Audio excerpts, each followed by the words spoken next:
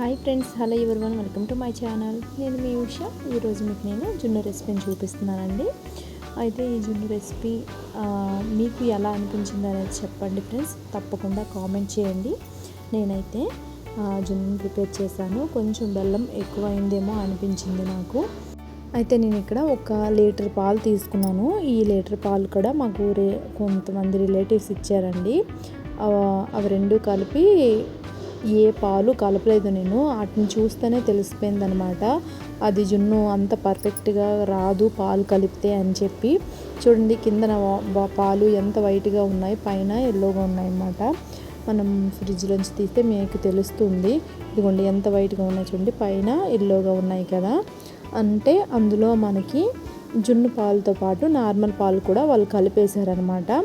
కలిపేసి మనకి ఇచ్చారు. అందుకని చెప్పి నేను ఇంకా అందులో కలపలేదు. అయితే ఈ లీటర్ పాలకి నేను 1 కిలో కంటే కొంచెం తక్కువ ఉంటుంది బెల్లం తీసుకున్నాను. 3 టేబుల్ స్పూన్స్ వరకు షుగర్ తీసుకున్నాను. ఇలా తీసుకుంటే బాగుంటుంది. బెల్లం ఎక్కువగా సగం కూడా తీసుకోవచ్చు. బెల్లం ఎక్కువగా తీసుకున్నాను చూసారా అక్కడ, అందుకే వాటర్ కొంచెం వచ్చిందనమాట ఎక్కువ. పంచదారతో కొంచెం చేసుకుంటే వాటర్ కొంచెం తగ్గుతుంది.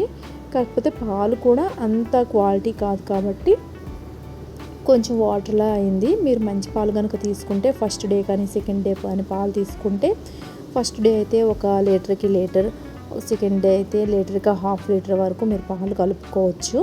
అయితే నేను ఇక్కడ బెల్లాన్ని కరగబెట్టేశాను. పాలల్లో కరగబెట్టేసి ఇలా వడగట్టేస్తున్నాను అనమాట. ఏమన్నా చెత్త కనుక ఉంటే మనకి వచ్చేస్తుంది.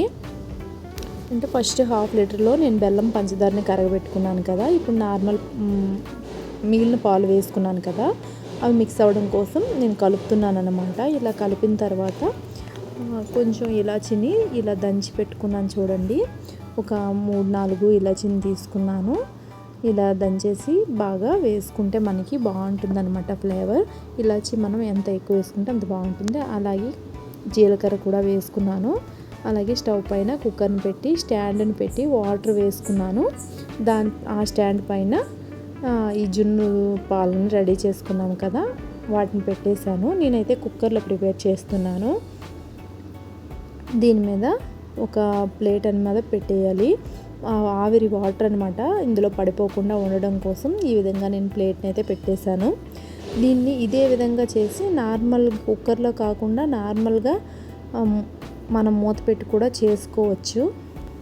తర్వాత దానిపైన బరువు అనేది పెట్టాను. పెట్టిన తర్వాత ఒక 7 to 10 వరకు విజిల్స్ మనం వేయించుకోవాలి. అప్పుడు మనకి కుక్కర్లో పెట్టుకుంటే మనకి ప్రిపేర్ అయిపోతుంది. నార్మల్గా అయితే ఒక ½ అవర్ వరకు ఉడికించేసుకోవాలండి.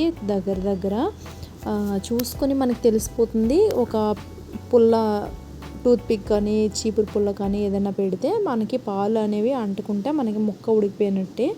చూడండి ఎంత బాగుందో. నాకైతే స్మూత్గా ఉంటేనే బాగా నచ్చుతుంది. అయితే జున్ను ఎలా ఉన్నా నేను తింటానండి. నాకు అంత ఇష్టం జున్ను అంటే. అండ్ ఈ వీడియో మీకు ఎలా అనిపించింది అనేది కామెంట్లో చెప్పండి friends. Thank you for watching.